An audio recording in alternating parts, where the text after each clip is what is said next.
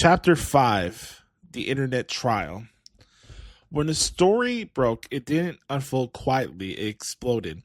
Within hours, what began as a private betrayal between three people became a global spectacle. The moment the news spread that Tom Sandoval had carried on a secret affair with Rachel Leviss while still in a nearly decade-long relationship with Ariana Madix, the internet did what the internet does best. It chose sides.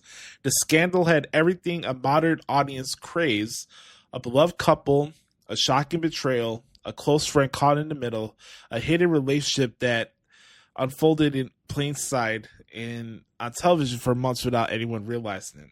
And perhaps most importantly, it happened inside the strange ecosystem of reality television where the audience doesn't just watch the stories, they participate in it.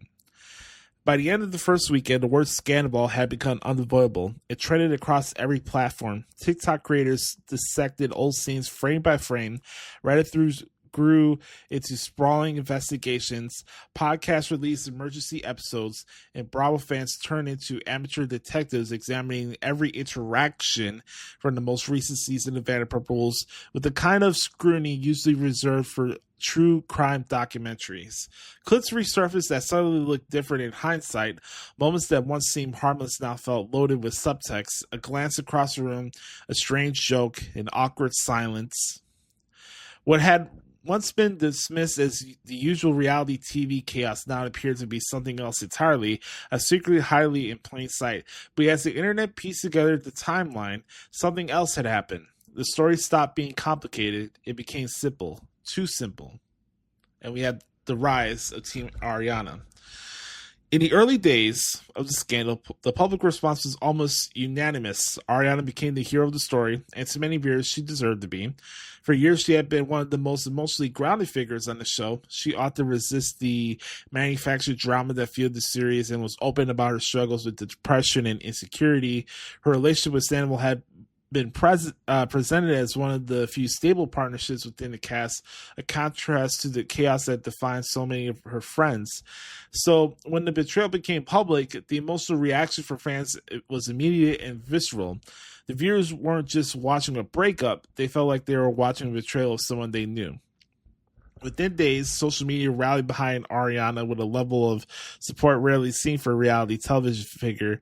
The phrase Team Ariana became a kind of digital banner. Brands reached out to her publicly, restaurants sent free meals, companies rushed to collaborate with her, her cocktail book sales surged, appearances were booked, endorsements followed. It was as if the entertainment industry itself had collectively decided that Ariana deserved compensation for the humiliation she had endured. But the internet's support, while sincere, carried an undertone that is common in the modern age of viral outrage. When someone is crowned a hero online, someone else must become the villain. For Sandoval, the shift in the public perception was immediate and brutal. Before the scandal, he had long been seen as one of the most charismatic personalities on the show. Dramatic, theatrical, occasionally self-absorbed, but ultimately entertaining. His flair for the grand gestures and elaborate costumes had become part of the identity of Vanderpump Rules. After the scandal, that same personality trait was reinterpreted as narcissism. Every old clip seemed to confirm the new narrative. Every dramatic moment from previous seasons was reframed as evidence that he had always been selfish, manipulative, or performative. In the court of public opinion, the verdict had already been reached. Tom Sandoval wasn't just someone who had made a terrible mistake. He became something closer to a cultural symbol, the embodiment of betrayal itself. The backlash quickly moved beyond criticism. Fans flooded his social media accounts with thousands of messages. Some were angry but measured. Others were cruel. Some crossed into territory that felt less like accountability and more like punishment. At one point, protesters even appeared outside the restaurant he co-owned with his longtime friend Tom Schwartz.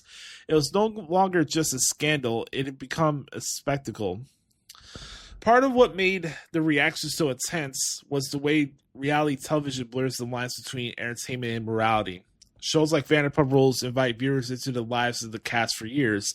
Audiences watch friendships form, relationships develop, and personal struggles fold in real time. Over time, the cast begins to feel less like television personalities and more like extended acquaintances. But there is a danger in that kind of intimacy. When viewers feel personally connected to the people on screen, their reactions can become deeply emotional and sometimes deeply unforgiving. And in many ways, the scandal turned the audience into a kind of digital jury. Millions of viewers debated the details of the affair as if they were personally affected by it. Who knew first? Who lied? Who enabled the deception? These questions dominated discussion boards and podcasts for weeks. And amid the outrage, something more complicated began to emerge. A few voices started asking uncomfortable questions, not questions about whether the affair was wrong, it clearly was, but about whether the public reaction had begun to spiral beyond proportion. One of the cast members who addressed this directly was Lala Kent. During the heated months that followed the scandal, she offered a perspective that cut through the noise with blunt honesty. He didn't kill anybody, she said. It was a simple sentence during that season 11 finale, but it carried weight. In the weeks that followed, Sandoval faced a level of public backlash that few reality television figures had ever experienced. Businesses distanced themselves, appearances were canceled, social media turned into a constant stream of criticism. Every public outing seemed to invite another wave of commentary. Even his music performance, part of a side project he had pursued long before the scandal, became controversial events. Some fans attended simply to mock him.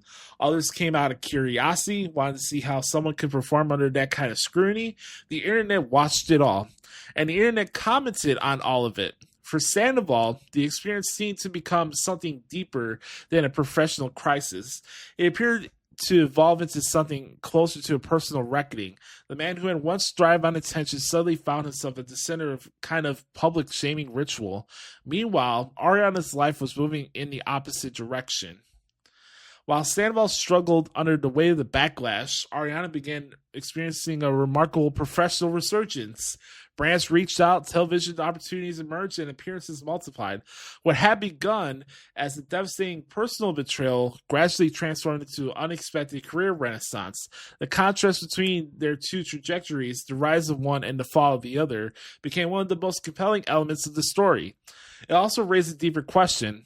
Was the scandal simply about betrayal, or had it become something larger, a cultural moment that reflected how modern audiences process outrage, loyalty, and forgiveness? As the cast prepared to return for another season of Vanderpump Rules, it was clear that the scandal was far from over. If anything, the hardest conversations were still ahead, because eventually the cameras would turn back on, and when they did, everyone involved would have to face each other again.